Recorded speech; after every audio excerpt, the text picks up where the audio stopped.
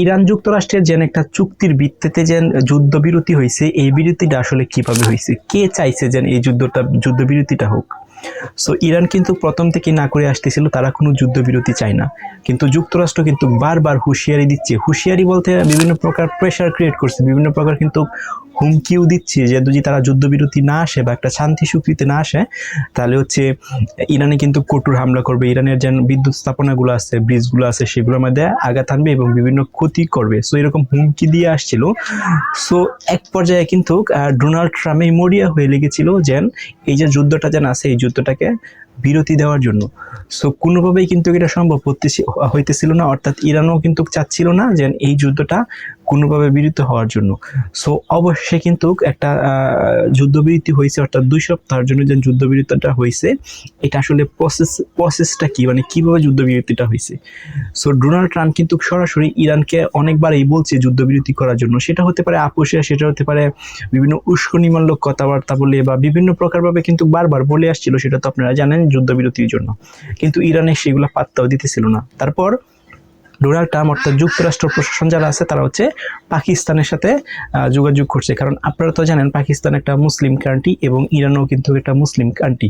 So Donald Trump চিন্তা করছে যে পাকিস্তান একটু বলে ইরানকে যেন এই যুদ্ধবিরতিটা দেওয়ার জন্য, তাহলে হয়তো ইরান এই কথাটা শুনবে পাকিস্তানের, কারণ পাকিস্তান এবং ইরান কিন্তু সিমিলার কান্ট্রি, অর্থাৎ পাকিস্তান হচ্ছে একটা মুসলিম কান্ট্রি, ইরানও হচ্ছে একটা মুসলিম কান্ট্রি। সো এই যে সেন্সটা আছে, এই সেন্সটা কিন্তু ডোনাল্ড ট্রাম্পের মাথায় আসে এবং ডোনাল্ড প্রশাসন যারা আছে তারা কিন্তু পাকিস্তান সরকার বা পাকিস্তান গভর্নমেন্টের সাথে যোগাযোগ করছে। যোগাযোগ করার পর বিস্তারিত কথা বলছে যেহেতু হচ্ছে সারা বিশ্বে যে জ্বালানি একটা সংকট চলতেছে, হরমুজ প্রণালী বন্ধ আছে, সো ওভারঅল সব চিন্তা ভাবনা করে সব কিছু বলার পর পাকিস্তান কিন্তু রাজি হয়েছে যে ইরানের সাথে কথাবার্তা বলার জন্য, এই যুদ্ধবিরতিটা দেওয়ার জন্য।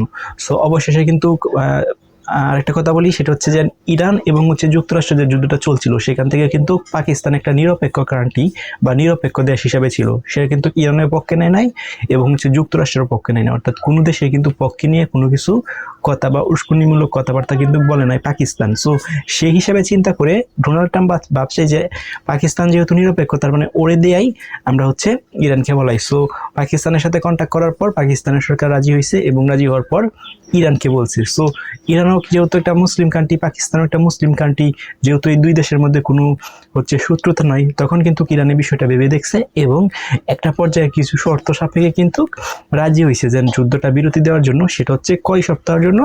2 সপ্তাহের জন্য, অর্থাৎ 14 দিনের জন্য। অর্থাৎ 14 দিন পর কিন্তু যুদ্ধের যে স্বাভাবিক অবস্থা ছিল, সেটা কিন্তু স্বাভাবিক অবস্থা, মানে আগে যে পূর্বে যে ব্যবস্থাটা ছিল বা যুদ্ধ হয়েছিল সেই অবস্থায় চলে যাবে। বাট 14 দিনের ভিতরে যুক্তরাষ্ট্র কোনো প্রকার আঘাত আনবে না ইরানে, ইরানও কোনো প্রকার আঘাত আনবে না যুক্তরাষ্ট্রে। সো এরকম একটা চুক্তি আবদ্ধ হয়েছে এবং এটা যে চুক্তিবদ্ধ হয়েছে সেটা হচ্ছে পাকিস্তানের থ্রুতে, অর্থাৎ পাকিস্তানের যে প্রশাসন আছে বা পাকিস্তান যে সরকার আছে, পাকিস্তান সরকার এইটাকে একটা মিল করে দিয়েছে, এই যুদ্ধটা বিরতি হওয়ার জন্য সাহায্য করছে হচ্ছে পাকিস্তান সরকার। সো এই যে পাকিস্তান সরকার যেন এই যুদ্ধবিরতিটা যেন করে দিছে বা যুদ্ধবিরতির জন্য সুপারিশ করছে এবং এই পাকিস্তানের জন্যই যেন যুদ্ধবিরতিটা হয়েছে, সেটা কি পাকিস্তান ভালো করছে না খারাপ করছে? আপনাদের যে মূল্যবান মতামত আছে সেটা হচ্ছে একটু কমেন্ট করে জানান। এখন পাকিস্তান সরকার পাকিস্তানও কিন্তু হয়তো চাইছে যুদ্ধবিরতির জন্য, মানে সব দেশে কিন্তু চাচ্ছে যুদ্ধবিরতি হওয়ার জন্য, কারণ যুদ্ধবিরতি হলে হরমুজ প্রণালী খুলে যাবে এবং সব দেশের জন্য কিন্তু তেল যে সাপ্লাই আছে,